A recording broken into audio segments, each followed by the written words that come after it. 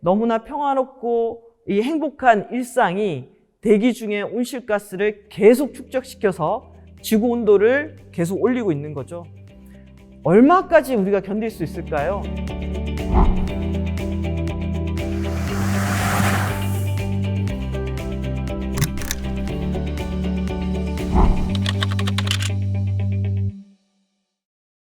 기후위기가 불러올 변화들에 대해서 이야기를 나눌 녹색전환연구소의 이유진입니다. 저는 기후 문제와 에너지 문제를 가지고 제가 아주 가슴 떨려 하면서 강의를 했던 때가 2006년이었습니다. 자, 그 2006년에서 지금 2020년에 여러분 앞에 서서 기후위기가 우리를 어떻게 변화시킬 것인가에 대해서 이야기하고 있습니다. 기후 문제는 사실상은 아주 오랫동안 인류가 이거 정말 이상한데 지구의 평균 기온이 오르고 있고 기상이변이 심해지고 있어 라고 이 문제를 다뤄야겠다라고 얘기한 지가 벌써 20년이 넘어갔습니다. 우리가 기후변화 협약이라는 것을 만들어서 기후위기의 원인이 되고 있는 온실가스를 줄여야 된다고 회의만 지금 한 26년째 회의를 하고 있는데요. 그 사이에 점점 더 위기가 심해지면서 이제 이거 정말 심각한데? 라고 느끼는 분들이 저는 많아졌다라는 생각이 듭니다. 특히 2020년에는 호주의 산불부터 시작을 해서 10억 마리의 야생동물이 정말 불에 타서 죽고 또 우리나라에서도 54일간이라는 최장 장마 기록을 깨고 또 여러분 그거 아세요?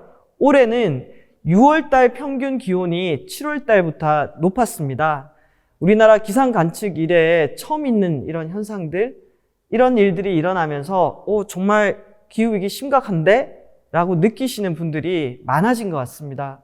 또 지금 여러분 다 마스크 생활하고 계시잖아요. 마스크가 일상이 됐습니다. 밖에 나갈 때 마스크를 안 끼고 나가면 뭔가 이상하다라고 느끼게 됐죠.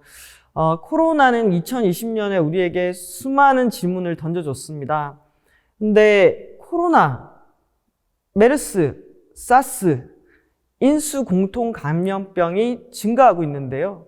이런 이 감염병의 확산에 있어서도 환경 문제라든지 기후 문제와 연결되어 있다라는 연구 보고서들이 나오고 있습니다. 자, 이렇습니다. 2020년에 지구에서는 한번 일어난 산불이 끊임없이 확산이 되고 인간의 힘으로 끄기 어려울 정도로 확대되고 있고 또 북극의 빙하가 빠른 속도로 녹아내리고 있고 또 해수면 상승 속도도 높아지고 있고 또 인수 공통 감염병도 늘어나고 있습니다.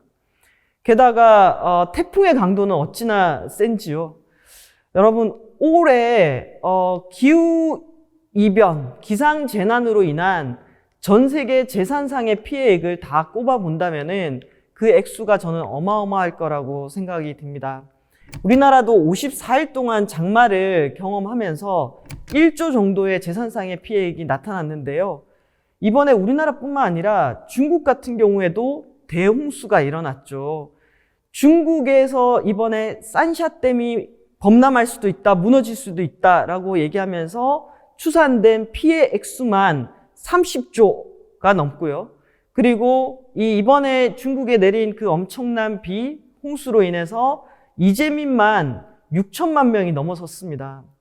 이렇게 기후위기로 인한 각종 기상재난들이 전 세계를 지금 강타하고 있고 앞으로도 이러한 이 재난은 점점 더 강해질 거라고 예상이 되고 있습니다. 왜냐하면 지구 온도가 계속 올라가고 있고 지금 우리가 경험하고 있는 것은 단 1도 정도 오른 지구에서 이런 일들이 일어나고 있는데요. 이 원인을 찾아봤을 때 우리가 경제 활동을 하면서 뿜어낸 이 온실가스가 지구 온도를 올리고 있습니다. 지난 150년 동안 지구의 평균 기온이 1도가 올랐거든요. 그 1도 오른 지구에서 홍수와 태풍과 가뭄과 그거에 또 식량 생산에도 영향을 미치다 보니까 이 식량 생산이 줄어든 곳에서는 거기에서 갈등이 일어나고 또 난민으로까지 이어지는, 그래서 최근에는 전쟁 난민보다는 기후 위기로 인해서 사람이 살 수 없게 되는 지역들이 늘어나면서 이 기후 난민들이 훨씬 더 많은 숫자를 기록하고 있습니다. 이게 현재 우리가 살고 있는 지구에서 일어나고 있는 건데요. 문제는 오늘 하루도 우리는 경제 활동을 위해서 대기 중에 온실가스를 뿜어냈고, 이렇게 뿜어낸 온실가스가 이 지구 평균 온도를 계속 올리고 있다라는 사실입니다. 여러분은 지금 지구 평균 기온이 1도가 상승한 지구에서 살고 계십니다. 그리고 그 지구에서 어떤 일들이 일어나고 있는지를 고스란히 겪고 계시고요. 사실 올해 2020년이 특별하다라고 얘기하시지만 생각해보면 2018년도에는 40도에 육박하는 폭염이었습니다. 그래서 그때 저는 바깥으로 나오면서 여기는 오븐 안에 들어가 있는 듯한 이런 기분인데? 라는 이런 생각을 했었고요. 18년도에 폭염, 그리고 2019년도에는 11월 달까지 우리나라에도 여러 개의 태풍이 발생해서 치고 올라가기도 했었습니다. 그리고 올해는 장마가 계속됐고 태풍의 강도도 우리가 느낄 정도로 점점 더 강해지고 있습니다. 자, 1도 올라간 지구에서 우리가 지금 살고 있는데요. 오늘 하루도 전 세계 77억 명의 사람들이 열심히 경제 활동을 하면서 대기 중에 온실가스를 뿜어냈을 겁니다. 왜냐하면 지금 전 세계를 움직이는 에너지는 화석 에너지입니다. 석유와 석탄, 가스로 돌아가는 세상이죠. 여러분, 전기 없으면 못 사시잖아요. 자, 우리나라에서 전기를 만들 때 가장 많이 태우는 연료가 바로 석탄입니다. 우리나라 전력의 40%는 석탄 발전소에서 만들어지고 있습니다. 자, 그러면 우리의 매일매일의 너무나 평화롭고 이 행복한 일상이 대기 중에 온실가스를 계속 축적시켜서 지구 온도를 계속 올리고 있는 거죠. 얼마까지 우리가 견딜 수 있을까요? 지구 온도가 지난 한 150년 동안 1도가 올랐는데요. 어디까지 우리가 견딜 수 있을까? 많은 사람들이 궁금해하죠. 그래서 과학자들이 2018년도에 1.5도 특별 보고서를 발간하게 됩니다. 지구 평균 기온이 1.5도가 올랐을 때, 그리고 2도가 올랐을 때 어떤 일들이 지구에서 일어날까라고 전망을 하고 시나리오 작업을 해봤는데요. 1.5도가 오른 지구에서는 전 세계 바다에 있는 산호가 70에서 90%까지 소멸해버립니다. 엄청난 일이죠.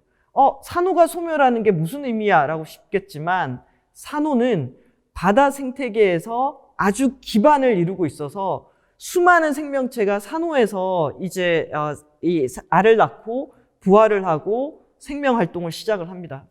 그래서 전 세계 바다 산호의 70에서 90%가 사라진다는 것은 바다 생태계에 엄청난 충격이고요.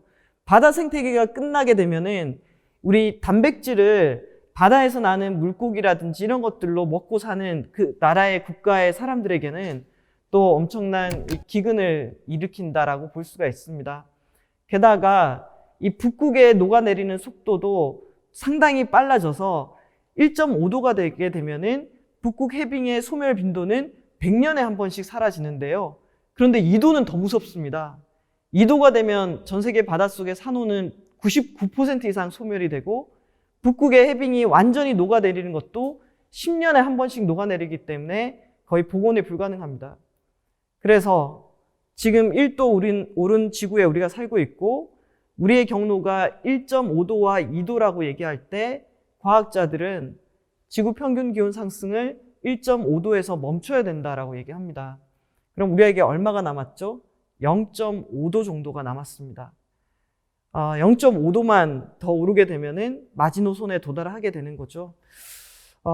그랬을 때 1.5도라는 이 한계라는 시점이 만약 우리가 지금 속도대로 대기 중에 온실가스를 뿜어대었을 때는 그 시점이 언제가 되느냐, 그게 내가 살아있을 때 아니면 다음? 아니 뭐 100년 후? 다들 궁금해 하시는 내용인데요. 지금 속도대로 우리가 온실가스를 배출하게 되면은 지구 평균 기온 상승이 1.5도에 도달하는 시점이 2030년에서 52년 사이에 걸쳐서 도달하게 된다라고 나옵니다. 저도 그 자료 보고 깜짝 놀랐습니다. 빠르면 2030년이고 그나마 뒤처졌을 때, 좀 늦춰졌을 때가 52년이라는 거죠.